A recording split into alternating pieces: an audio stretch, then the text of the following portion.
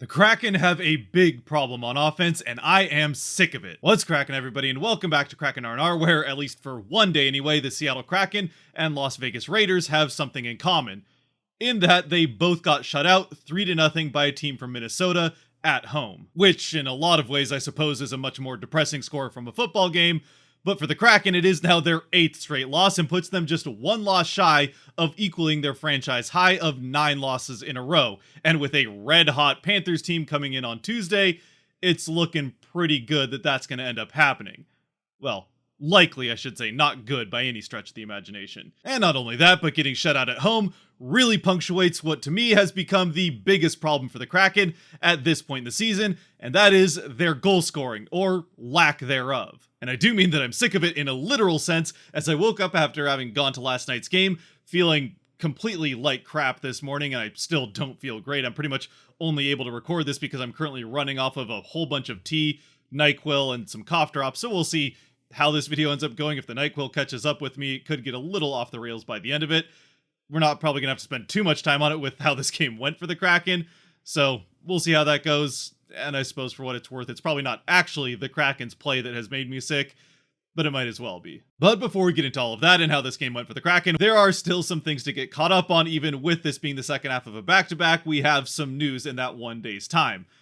And it's not particularly great news, as we found out yesterday that Burakovsky's headed to the IR, and now find out today that after his injury at the end of the second period in yesterday's game, Grubauer is joining he and Schwartz on the IR and will be missing some time with a lower body injury, which again is probably a groin. And so with Grubauer out, Schultz also missing this game for the Kraken. That does mean that Megna comes back up, as well as Martin Studenique and Drieger from the AHL level. So the Kraken already having to dive much more into their depth from the AHL level through injuries this season than really they did all throughout last season, which could be playing part of a role of what has happened this year versus last year. Last season, they certainly were pretty fortunate, especially in the first half of the season, with not having to deal with very many injuries as a team. However, this year, it has been a bit of a problem here to this point in the season. Aside from all that news surrounding injuries, though, there is also one other thing that I want to mention here real quick, specifically with Grubauer, that I just straight up forgot to mention in yesterday's R&R following the Lightning game, as it had to do with the mask that he wore in that game. A mask that he had specifically designed for Indigenous Peoples Night, which is not something you're supposed to be allowed to do by the NHL's rules, but apparently Grubauer found some sort of loophole where if he promises to wear that mask or plans to wear that mask for future games this season and not just that game, then he can do it as not a special event type of thing, which we have already seen him do this season with his purple hockey fights cancer mask, which is just a purple version of his normal one. That one he did also wear for the first time on the Kraken Hockey Fights Cancer night, and then wore again in Toronto, so apparently the fact that he wears it more than once gets around whatever this stupid rules the NHL has about not having any specific cause-related gear or jersey, anything. Which is a loophole that I'm actually kind of happy about, not just because it means he can actually wear these masks without having to pay any kind of fine or the team facing any kind of retribution from the NHL like was threatened against Marc-Andre Fleury, but also because as long as Grubauer can come back from this injury, which he should be able to at some point later on this season, it does mean that we'll get to see this mask again, and it really is an incredible mask that he wore for, well, the first 2 periods of last night's game. Moving on to tonight's game, though, again, there's really nothing worse than getting shut out at home, and that's what happens to the Kraken here against the Wild, losing 3-0, though it's kind of 2-0, and then a last-second empty netter. Still, it's another game where the Kraken go down 1-0 early, as the first goal comes on one that's a rush chance and just a nice play by Boldy to kind of deke around Decord. Decord does kind of get caught a little bit too far outside the net. I mean, it's not necessarily a bad thing that he's there to face the rush chance coming towards him, but he isn't able to push himself backwards to get the toe to the post in time for Boldy to just go right around him and slide it across the goal line to give the Wild the 1-0 lead. Kraken do nearly respond to this though quickly, as they get a power play not long after this first goal goes in for the Wild, and they very nearly score on it on a number of occasions. And you could be critical of the fact that the Kraken went 0 for 3 on the power play against the league's worst penalty kill in this game, but honestly, the lack of ability for the Kraken to convert on the power play in this game was not the biggest story of it from a lack of offensive production standpoint, because really all 3 power plays looked fantastic. This first one certainly their best, but they got a ton of offensive zone time, were able to get set up, create good chances, and even get a lot of shots on net. They just could not get that one extra bounce or that last connection to the guy on the far side to get the puck in the net. Meanwhile, at 5-on-5, however, this game was about as dull as they come. I don't know how many times I've heard stories of people that have their first experience with hockey, or maybe they've seen the odd game here and there on TV, but they go to their first game in person and absolutely fall in love with the sport. It truly is an incredible sport to witness live if you ever get the chance to. It's certainly my favorite sport to watch live of any that I've been to. However, this game is the type of game that, while it's not particularly common, definitely is not going to make any new fans, and in fact, might scare some people away, at least for a little while. Okay, maybe that's a bit of an exaggeration, but there really was not much to see in this game, especially if you were a Kraken fan as a part of the home crowd. And credit where it's due, a lot of that has to do with the fact that the Wild were able to, for the vast majority of this game, and especially after getting that 1-0 lead, force the Kraken to play more the style of game that the Wild preferred to play, with limited offensive zone chances, really for either team, and not creating too much off of rushes through the neutral zone. And I know the Wild have, over the last couple of years, started to get away from the reputation that they had for a long time of being one of the more boring teams to watch in the NHL, especially with the rise of Kirill Kaprizov. But this is very much a classic Wild game where they just muddy up the neutral zone so you can't get rush chances through it, and then force everything to the outside and just let their goaltender pick up the shots and not have screens out in front of him. And again, that is exactly what they were able to do really throughout the entire 60 minutes of this game, outside of the 3 Kraken power plays that, again, the Kraken did a pretty good job of keeping in the offensive end. And one little chunk of time there, a couple of good back-to-back shifts for the Kraken at the end of the second period, that they got a number of shots off on goal, created some good pressure, but again, weren't able to score. Well, I suppose there was one point in the first period where the Kraken thought, at least for a second, that they had scored. The horn went off for a split second and had the light go on and everything.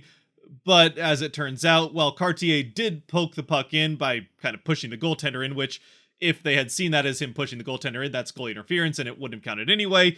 But even aside from all that, the play had already been blown dead, so it didn't count, and rightly so. Anyway, even with that strong end at 5-on-5 to the second period, and then a power play pretty much to start the third, once we get into 5-on-5 after they don't score on that power play in the third period, the Kraken aren't able to get anything going throughout the rest of this game. Eventually, the Wild make it 2-0, so for the Kraken, that's now 7 of the last 8 games where they've been down 2-0 at some point in the game. This one comes off of just a broken play at their end of the ice. Bjorkstrand tries to bring it up from the side of the net, loses the puck. The Wild get a hold of it, then they lose it as Larson pokes it off of a stick of a Wild player. But he tries to throw it back behind the net, instead goes right to Rossi, and Rossi puts it in, which makes it 2-0. Not a lot Decord can do about it. It's just an unfortunate play and a bit of a defensive blunder by the Kraken. And yeah, eventually the Wild hit the empty net. The Kraken really couldn't even get anything going at 6-on-5 at the end of the game with the empty net. They finally hit it with like 4 seconds left, and we get to that 3-0 score. Which again, like I said in the beginning, punctuates what for me has started to somewhat clearly become the biggest reason for this poor start to the season that the Kraken have had, their biggest weakness to this point. And no, it's not goaltending like some people seem to think it is. Not that the goaltending's been amazing for the Kraken. Decord was at least fine in this game, above 900 save percentage, and he did have one fantastic save on a Kirill Kaprizov breakaway that could have made it 2-0. Eventually it becomes 2-0 anyway, but he made a good save there, and sure, his positioning could have been better on the first goal, but the second one, there's not much he can do about it. Still, the biggest reason for the Kraken losing, while Decord was giving them a chance to stay in the game, is their lack of offense. As now to this point, 29 games into the season, the Kraken have scored just 74 goals, one of which is an awarded goal for a shootout win, which they had none of last year, so you could even see this at 73, but we'll go with 74 for the sake of argument since that's the official total. And that is good for just a 2.55 goals for per game, which is good for 4th worst in the NHL, and is almost an exact full goal less than they scored per game last year, where they had a 3.52. And it is also less than they had in the inaugural season with a 2.61. Now, I suppose to be fair, it's not all for a lack of trying, because while it might not have been evident from this game, at 5-on-5, they are at least towards the top of the bottom third when it comes to expected goals for at 5-on-5. It's still bottom third, so they're well below average, but they're not one of the 5 worst teams when it comes to expected goals for. And their power play percentage, as well as the number of goals they've scored on the power play, have both been above average to this point, so that's not the culprit either. Really, the biggest issue for this team has been the ability to finish in the offensive zone at 5-on-5. And while their heat map for shooting in the offensive end does have a lot of red all around the outside and even kind of up into the slot, it's that area right up by the net that's probably the biggest issue, where the Kraken just have not been very good at getting, not necessarily net front presence. I think they've done a decent job of getting guys to the net. It's just that they aren't getting the second chances from that area or getting really any offense up around the goaltender where it's hardest for the goaltender to make the save. And I do think that that is at least a good chunk of the reason that they are one of the 5 worst teams when it comes to finishing at 5-on-5, and also have a league worst 8.5% shooting percentage. Now, don't get me wrong, some of it also has to do with the fact that the Kraken are certainly one of the most unlucky teams, especially in the offensive end so far to this point this season. They just cannot seem to ever get a bounce to go their way off of a rebound, block shots, or off of a board like we've seen go against them a few times already this season at the other end of the ice. Still, even if luck is playing a decently significant role, especially with that 8.5% shooting percentage that again is worst in the league, you cannot blame everything on luck, especially when you're generating that little offense right around the net in those most dangerous areas. A spot where if you are able to get a little bit more presence around the net, you can really start to help create a little bit more of your own luck. And by not going there, it kind of helps create some of that bad luck. And with all of this, I will say that it does make it look like this team will be able to be at least better offensively than they were in the inaugural season, even if right now they aren't getting the results.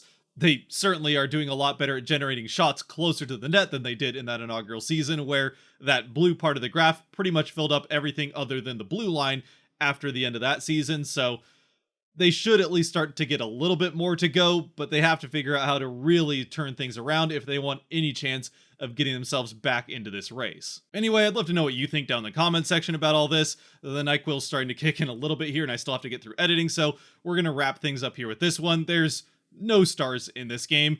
Again, Decord I thought played fairly well. Riker Evans continues to play pretty well, but when you get shut out at home, yeah, we don't do stars after a shutout at home. So yeah, again, love to know your thoughts. Do you agree with me that it's mostly the offense, or are you more on the goaltending or defense train? Either way, things obviously are looking a bit bleak at this point, and while I said things went from bad to worse in the last game, well, here they go and somehow make things even worse. I suppose eventually they'll have to win a game at some point, but until then, if you have made it to this point, thank you very much for watching. If you did like or enjoy this video, there are buttons for that kind of stuff down below to help support the channel, so I'd appreciate using them. And yeah, hopefully they'll get that win on Tuesday against a Panthers team that, while they are very good, they were very good in the inaugural season and when the Kraken weren't, and they still beat them twice, so who knows? Otherwise, as always, stay safe out there, be good to each other, God bless, and go Kraken.